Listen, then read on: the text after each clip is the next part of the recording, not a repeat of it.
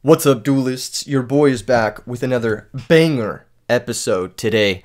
I've got the Gemini deck. This is a newer, more up-to-date version of the Gemini list that I have been playing lately and I've been having a good time with. There's a couple of major changes to the previous lists that have seen some play.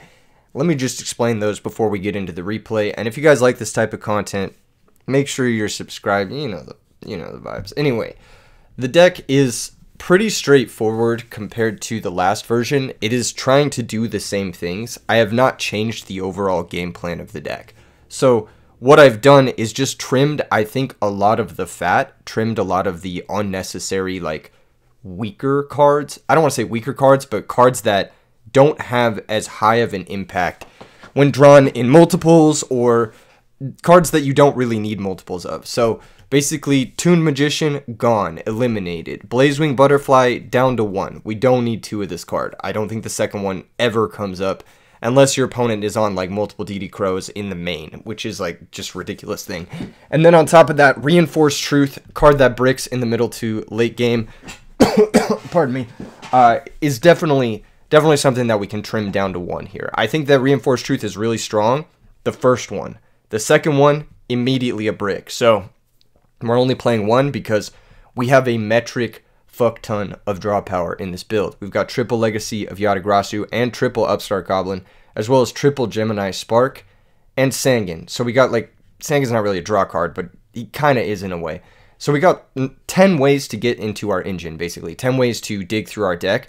And because we're digging through our deck so much, we're going to be drawing multiple Reinforced Truths if we're playing multiple Reinforced Truths. So instead, I've replaced it with some middle to late game payoff cards, cards that can help you come back if you're falling behind, which is 1 copy of Birthright and 1 copy of Call of the Haunted. I actually think these cards are fantastic. They can help you bring back a Gigaplant and then just start the combo all over again. They're 1-card combo engines in the mid to late game. And then Call of the Haunted also works nicely with Sangan, so that's pretty cool. Birthright, just a second Call of the Haunted. It is strictly worse, but it gets most of the deck. The only things it doesn't get are Nettles, Sangan, and Mole in game 1. So I guess it doesn't get Lunefire either, which sucks. But, you know, it's close enough, and I think it's better than the second Reinforced Truth. Better enough that I think it's worth playing. The other stuff, the 3 best trap cards in the format, Dust Shoot, Torrential, and Solemn Judgment. I think these are without question the 3 best trap cards in the format. Solemn Judgment stops anything. Torrential Tribute, very powerful, combos well with Lone Fire, Sangan, and Grand Mole. And then Trap Dust Shoot, when you have this much draw power, you're going to be seeing it turn 1 slightly more consistently, and that's when it's at its best. So definitely want to play the Trap Dust Shoot. Ultimate Offering, still a staple of the deck. Gemini Spark Supervise, can't really play this deck without him. Future Fusion, I think, is still great. Just gets your grave set up so you can start looping the Gigaplant and the Blazewing Butterfly. And it can also get you a Raptinus, so it represents a threat as well. The sideboard is pretty interesting, pretty straightforward. The Jar is for matchups where Jar doesn't get punished as much, maybe decks that are a little bit more back row light. Double Cyber Dragon, this is for Glads, or for just extra special summon speed. You can use him to pressure or stay alive in some matchups where your opponent is beating you down, like Black Wings, for example. Trigodia, again, same thing, just to stop OTKs. I think Trigodia is pretty good in this deck, but maybe not worth the sideboard inclusion. You could argue cutting him. 1 Breaker, this is for Royal Decree. Royal Decree absolutely destroys this deck, so I just wanted an extra out to that. Could side Heavy Storm over Breaker, but Heavy Storm can be awkward later in the game. Like, let's say I have 3 trap cards set, my opponent has Royal Decree, and I have to Heavy Storm just to get rid of the Decree, but then I have to clear my whole 3 trap cards, which is not very good either, so that's why I opted for Breaker. Breaker also, you know, he's pretty free to summon with the Ultimate Offerings, so you can just, like, use him if you have one of those. Kaiku the Ghost Destroyer, just Graveyard Hate, same thing with Soul Release. You need ways to deal with Treeborn Frog, because this deck doesn't really love the Frog matchup, so just 2 ways to, no bullshit, answer both Treeborn Frogs.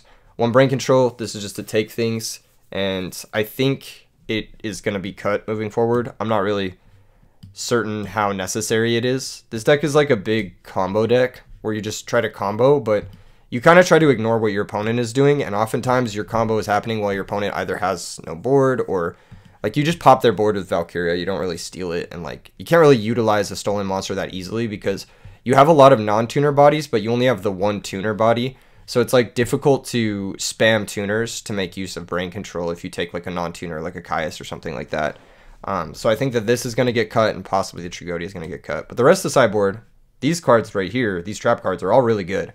I like the Dark Bribe as a one-of. It's just a great way to stop decks like Dragon Turbo and annoying Giant Trunades shenanigans. It also helps defend your Floodgate, Iron Wall, and it helps you versus frogs as well because you can defend Iron Wall or pulling the rug or something like that, and then you can get an opportunity to stick the Soul Release. If you have Soul Release plus Dark Bribe versus frogs, it's pretty much a guarantee that they'll never have the Treeborns because Dark Bribe can be held for the burial if they cite it. Imperial Iron Wall, this is a card that I think is pretty good in this deck, but again, you never really want to draw multiples, so just having the one-of in the sideboard is pretty good. You can cite it in versus stuff like Value Turbo or Miracle Fusion decks to stop their big payoffs. Pulling the Rug is just a strong card. I think just having 2 is really nice. It's a great spot removal spell. It doesn't conflict with Imperial Iron Wall. It stops Debris Dragon, which can give this deck a hard time. It stops Caius, which can give this deck a hard time. And it stops Deep Sea Diva, which can give this deck a hard time because you'll note our Catastor outs are like Sangan and Grand Mole. So that's pretty much it. One compulsory for Synchros, Mind Crush for Dragon Turbo, those types of strategies. Mirror Force for Glads. Glads is a bad matchup. Extra deck is fairly straightforward. There are a couple cards you could argue to include. We'll get into that in the matches. So the first match I want to show you guys is up against Moon0550. He says big fan, so shout out to Moon. We lose a rock, paper, scissors, which is a little bit unfortunate. And our opening hand is like not so great. I think this might have been before I made the Reinforced Truth change. I don't really remember. Anyway, he solar recharges, pitches. He just has a great start. He's playing the Evil Hero Dark Gaia Lightsworn deck that Happy designed. We open up with Supervise and Dark Valk. I could Supervise the Valkyria, which I think is the correct play in hindsight, and then add the counter main phase 2. But I'm a little bit scared of Gores. I kind of want to debate the Gores, get it into play, Supervise the Valkyria, pop the Gores token maybe, and then not put the Gores in the grave to like play around Dark Calling a little bit. Because if Gores is in play, he can't Dark Calling it, but he just doesn't drop Gores, so I'm like, well, fuck me. So I set 3, and I just have no outs to, yeah, this is a little bit before, I think. No, this might have been a little bit before. This might have been before I cut the Reinforced Truths. Anyway, he has Trunade anyway, so it wouldn't have mattered if I supervised it. And then he has Dark Calling plus an OTK, and we have no answers, so go to game 2. We have some good ones in the sideboard for this. We have Kaiku the Ghost Destroyer and Imperial Iron Wall. So yeah, just tricky. We drew the Solemn the next turn, so a little bit unlucky there. Anyway, game 2, we get a side in the nice stuff, and we open up the absolute nuts here. We have Future Fusion does shoot Solemn, so that's great. But once again, like, you play these cards so that this hand can happen, so that's why you play them. Future Fusion reveals Super Alloy Beast, send the Gigaplant and the Blaze Ring. I almost always send these 2 first. Upstart after that, because we want to not draw into either of those cards. We draw into Sangan, which is good. We normal summon Sangan, so a lot of people will be like, why don't you set Sangan here? As to play around Aaron. Against Lightsworn decks, they have anywhere between 2 to 3 copies of Aaron, and Aaron shuffling away Sangan here is actually really annoying. We do have Dust Shoot to take the Aaron, but I'd prefer not to take Aaron, and I'd prefer to take a better monster. So I'm just going to set, we're going to activate Trap Dust Shoot, and we're going to see his hand, and as you can see, he does have Aaron, and there is another monster that I would prefer to take, which is Lila. So we Dust Shoot, take the Lila, he shuffles it back in the deck. Now he has a couple of options here. I think his best option is actually Giant Trunade, normal summon Aaron, and then card destruction. I think that's his best play, but he doesn't do that. He sets the Trunade instead, so we're able to Solemn Judgment the card destruction, preventing him from getting access to a decent hand. I think this was a little bit of a misstep on his part. He's in a tough spot either way because of the Dust Shoot, but I think that at least putting our back row in our hand or forcing a Solemn Judgment or a Dark Bribe first is a little bit better. We draw into Lone Fire, normal summon Kaiku the Ghost Destroyer, attack into the Dyna. We know it's a Dyna, so we don't want to go Lone Fire into Gigaplant, because if we do that, then the Dyna will just kill the Gigaplant, and then we won't have Kaiku the Ghost Destroyer in play to prevent possible Dark Calling. So, yeah, we're actually looking pretty good here. We got Sangan attack for 1,000, and we've got a pass. He's got Lila. Lila is going to break the Future Fusion. He could have broken our Gemini Spark, but breaking the Future Fusion is nice. Phase mills 3. We draw into another Spark, which is a little bit annoying. I've noticed that Sparks can tend to brick in post-board games, so I'm not certain if I want to side him out or keep him in, but I think they're too important in this matchup at stopping the Evil Hero Dark Gaia, so we left him in. Normal Lone Fire, going to Gigaplant. We go double Lone Fire here to play around a future Crow. Plus, there's the only target left for Lone Fire is Nettles, so I don't really want to draw Lone Fire next turn. I'd rather draw like a trap card or something. Sangan attacks, Kaiku attacks, and I think I make a bit of a mistake here. If the Kaiku stays in play, then I shouldn't have to care about the Dyna in the grave. So what I should have done was banish both Lightsworn names. Because the only way I lose this game is if he goes Solar Recharge, and then I lose. So I banished the Lila and the Fossil Dyna to make it really hard for him to Dark Calling. But he couldn't have banished the Dyna as long as the Kaiku stays in play anyway. So I think what I should have done was just go after the either the Raikou or the JD to prevent the Solar Recharge into JD setup. But either way, I think he has to get really lucky to win this. He draws into Gores. He could Trunade here, pass back to us, and then hold up Gores, but I think it would be the most obvious Gores. I think the best play for him here would be maybe Trunade summon Aaron or Trunade Monster Reincarnation, get back Raikou.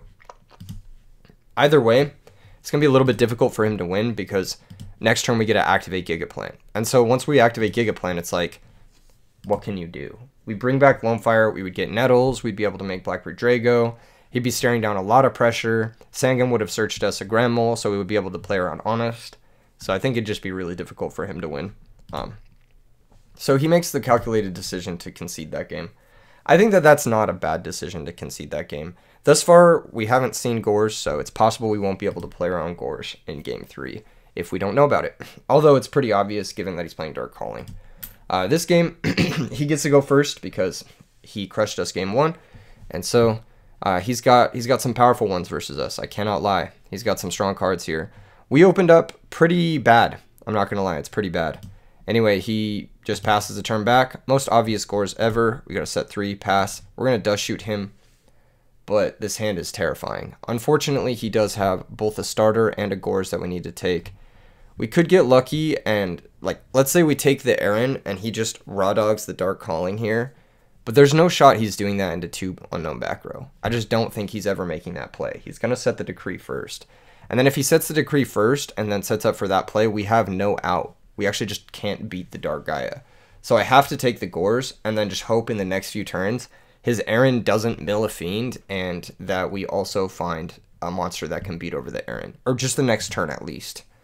We take Gores, he shuffles it back, he summons the Aaron, he attacks, and I think for a really long time here, I know he's going to set the Decree, and that's going to fuck us over. Basically, if we draw a monster, it's better to leave the Aaron in play, but if we don't draw a monster, it's better to use the Compulse now, because Decree is going to shut off the Compulse. So at least it can buy us a little bit of time and shut down a possible mill here. He's going to set the Decree and pass, like pretty obviously. We draw into Mirror Force.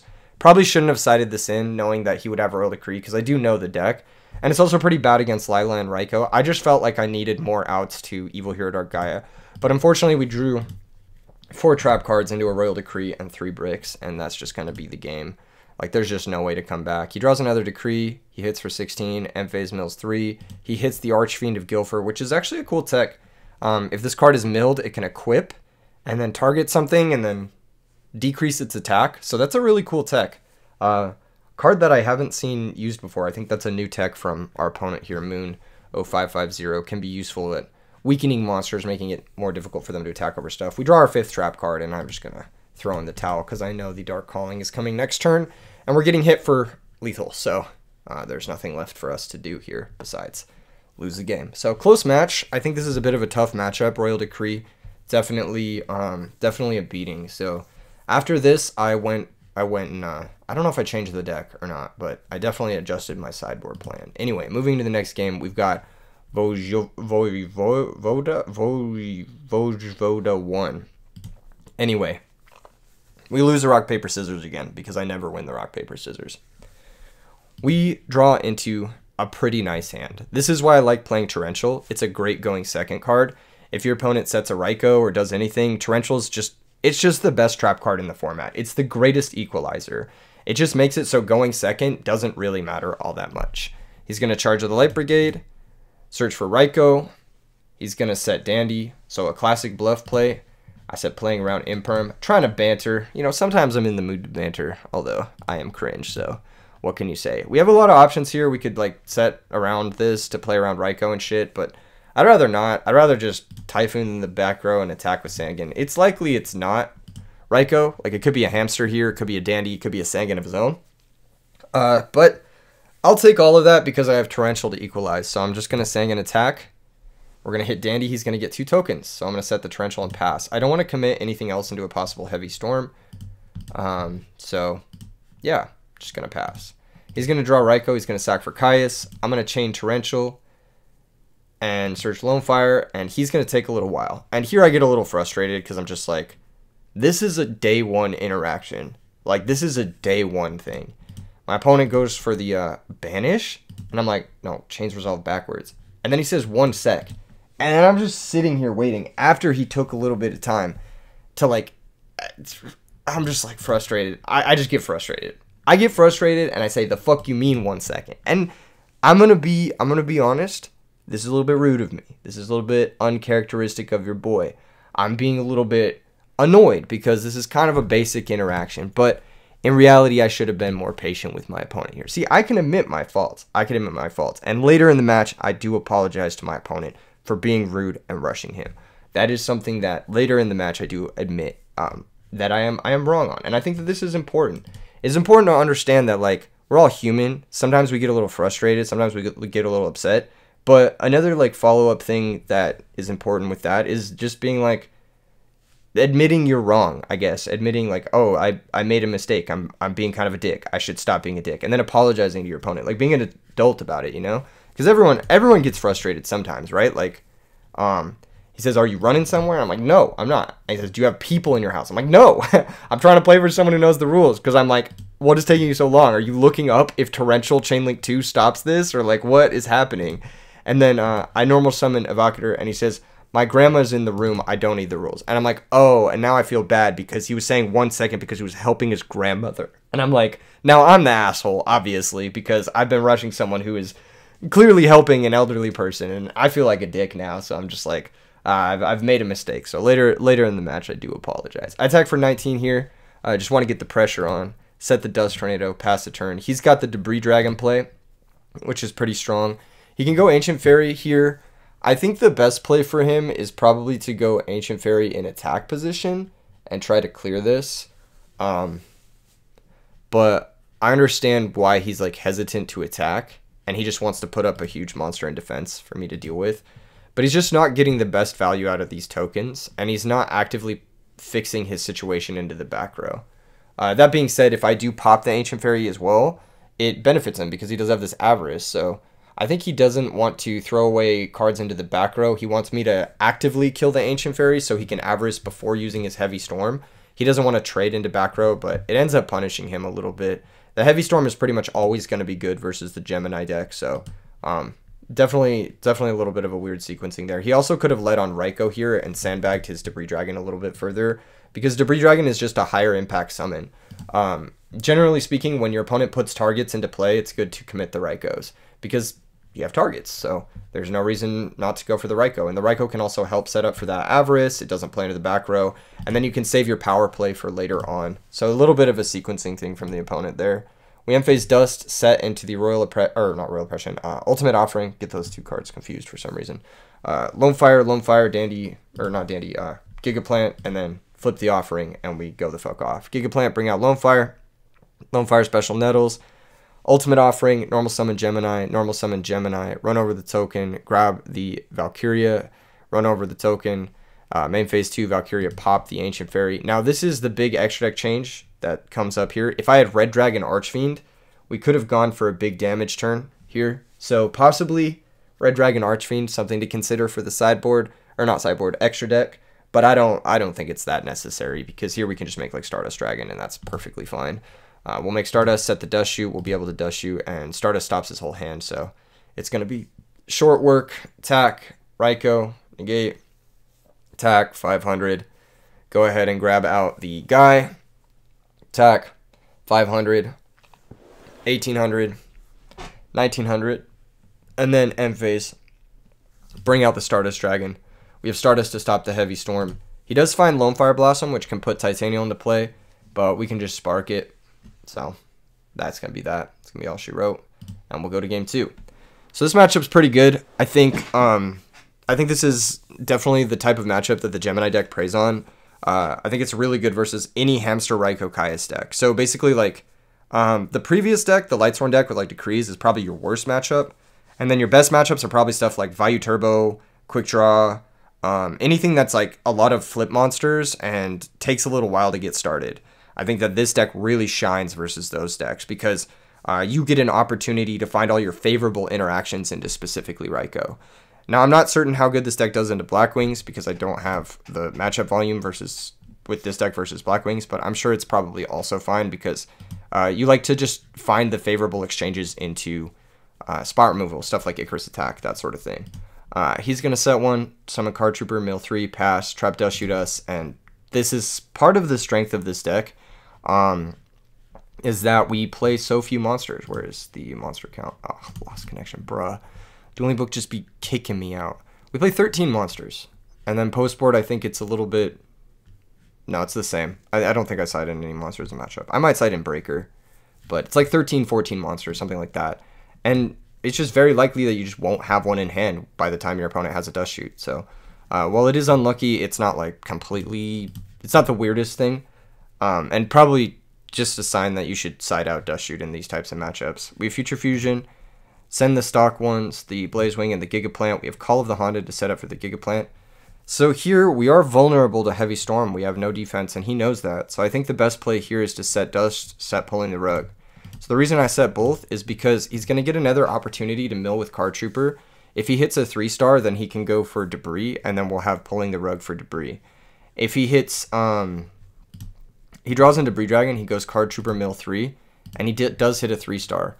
So now my opponent is kind of tunnel visioning here. He tunnel visions that he has to use the Debris effect. But Debris effect is actually optional. It says you can target one monster with 500 or less attack in your graveyard. So he actually doesn't need to do that. He can just summon the Debris, synchro with the Card Trooper, and Black Rose destroy all 3. And that's a favorable exchange for him. So food for thought from the opponent. I think it ended up kind of confusing him. Not confusing him, but just like throwing off his line of thought because... He, what was I saying? I lost my train of thought.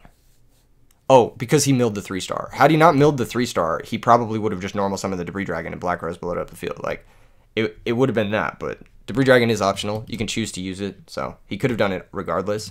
He ends up going for the normal summon Gale, synchro to Iron Chain, hit us for 25, we mill 3, and even more non-monsters milled, so... pretty good for us that we milled the non-monsters because we would have wanted the monsters here. Now he can't Black Rose us, so we can just set everything. And he didn't have Heavy Storm last turn, so he's not going to have it this turn. I'm going to set both the Call and the Birthright to play around DD Crow. He's going to go for... Plus, we're going to lose the game if we don't commit, so we kind of just have to commit here. Sets the Raikou, sets the bottomless, attacks for 25. Going to mill us for 3. End phase, Dust Tornado. And here, I make a huge mistake. I think this is the first time I've ever made this mistake. I forget that this is the second turn for Future Fusion. I thought for some reason this was the first turn for Future Fusion. So I just call the Valkyria, and I normal summon it, and I pop the Iron Chain, and yeah, I just thought this was the first turn for Future Fusion, and my opponent also did too. I don't know. I don't know what happened here. I attack. Raikou pops the Valkyria. We Birthright back the Gigaplant. Gigaplant attacks directly, and then main phase 2, supervise, bring out the Blaze Wing, and then we set the Starlight Road. And now we're just completely shut out victory.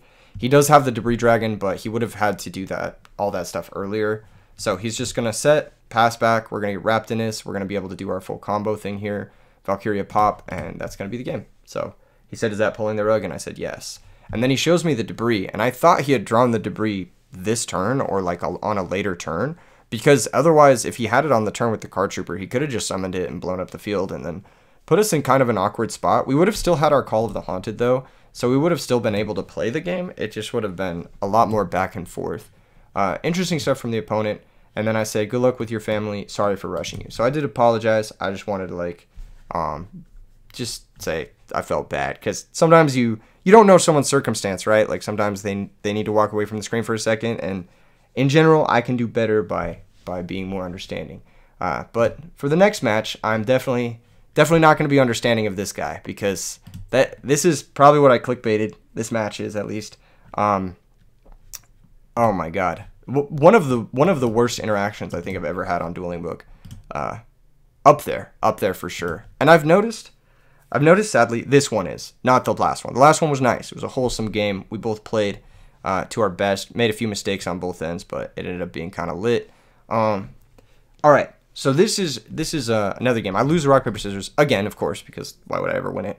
And my opponent is also playing Quickdraw. So similar to the previous match, but not entirely. The best play here for the opponent is pretty obvious. It's just set hamster, like literally that, and possibly set book. That's just the best play. You don't want a foolish dandy, because then it dilutes your mills for the super nimble and the Ryko that are already in your hand. You want to get those mills in first, and then possibly save the foolish for the dandy, or to set up for your avarice later on.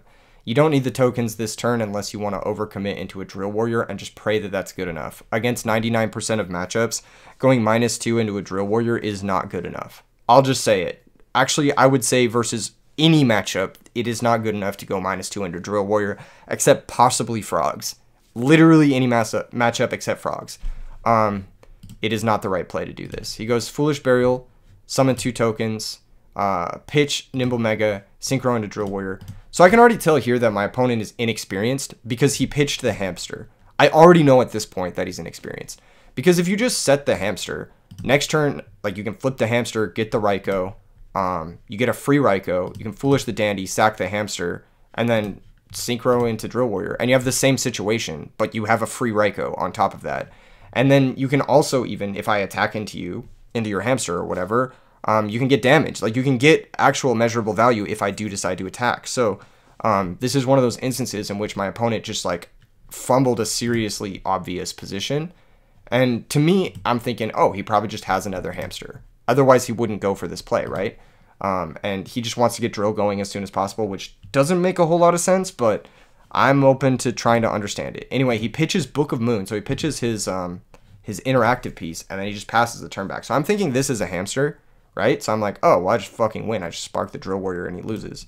So I draw Upstart Goblin. I go for Upstart Goblin, draw into Gigaplant, which does complicate the situation a little bit. I definitely thought about equipping the Supervise to the Blazewing, but I'm getting a Spark draw, and I'm getting another draw phase on the next turn towards possibly seeing a monster, and then I can Ultimate Offering Gigaplant Butterfly Loop. So I'm thinking that I'm not going to waste the Supervise yet, because it could be potentially a lot more useful if I do draw into a monster in my next 2 draws. So I'm going to normal summon Butterfly, run over the token, set the 3 cards, and just pass the turn back. It is awkward if it's set as Ryko, but I'm reading that it's not Ryko. I'm reading that it's another hamster because he pitched one. So why would you pitch Ryko over, like, why would you not pitch Ryko over hamster? It just doesn't make any sense. Anyway, he brings back the drill, he adds Dandelion, he activates the effect to banish, and then I chain spark, target the drill warrior. And this is where it all just falls apart. This is where my opponent, everything in his life has led him to this moment. Everything that he has done in his existence has led him to be the whiniest bitch in existence on duelingbook.com.